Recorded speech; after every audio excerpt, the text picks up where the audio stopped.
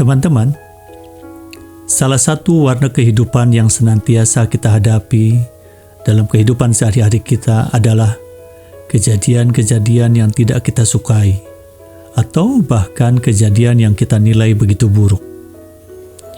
Ketika kita tidak berhasil menghadapi hal-hal tersebut, maka seringkali melahirkan rasa frustasi dalam emosi kita. Bagaimanakah meningkatkan toleransi kita terhadap rasa frustasi tersebut? Berikut upaya-upaya yang bisa dilakukan. Pertama, nilailah hal-hal yang terjadi pada diri Anda sebagai sesuatu yang baik atau bermanfaat apabila hal tersebut membuat Anda cukup bahagia, dan sebagai sesuatu yang buruk atau merugikan apabila hal tersebut mengganggu tujuan dan kepentingan Anda. Kedua, apabila Anda menilai sesuatu kejadian sebagai sesuatu yang baik atau buruk, cobalah untuk tidak memberinya penilaian mutlak atau kaku. Pertimbangkanlah keburukan di balik kejadian yang baik atau kebaikan di balik kejadian yang buruk. Ketiga, Anda berhak atas selera dan ketidaksukaan pribadi Anda. Anda berhak melihat segala sesuatu sebagai hal yang bermanfaat atau merugikan berdasarkan alasan-alasan Anda sendiri. Bisa jadi Anda mempelajari banyak selera dan ketidaksukaan tersebut dari keluarga Anda, kelompok atau lingkungan masyarakat Anda selama ini. Tetapi Anda masih memungkinkan untuk memandang berbagai hal sebagai sesuatu yang baik atau buruk yang berbeda dengan orang lain. Keempat, nilailah beberapa hal yang Anda tidak sukai sebagai sesuatu yang sangat buruk apabila hal itu benar-benar menghambat Anda untuk memperoleh apa yang Anda inginkan, atau memaksa Anda untuk melakukan apa yang tidak ingin Anda lakukan. Akan tetapi, jangan bersikeras menganggap bahwa semua itu mestinya tidak ada atau tidak boleh ada, dan menganggap hal itu sebagai sesuatu yang mengerikan, menakutkan, atau menyeramkan ketika ternyata hal tersebut terjadi.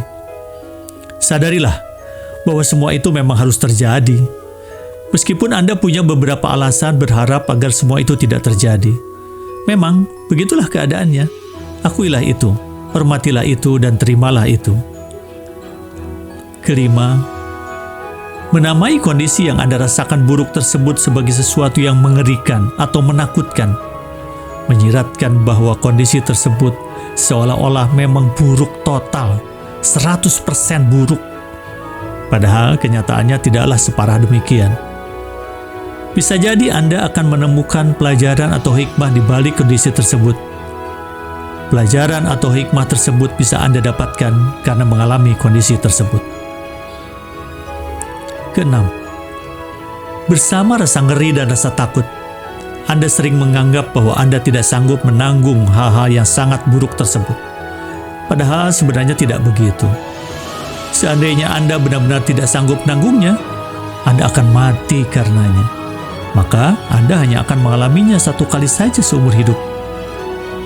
Jika Anda benar-benar tidak sanggup menanggungnya, Anda sama sekali tidak akan bahagia dan akan selalu sengsara selamanya apabila hal itu tetap ada. Dengan memikirkan hal tersebut, Anda mungkin akan membuat diri sendiri sangat sengsara sepanjang waktu.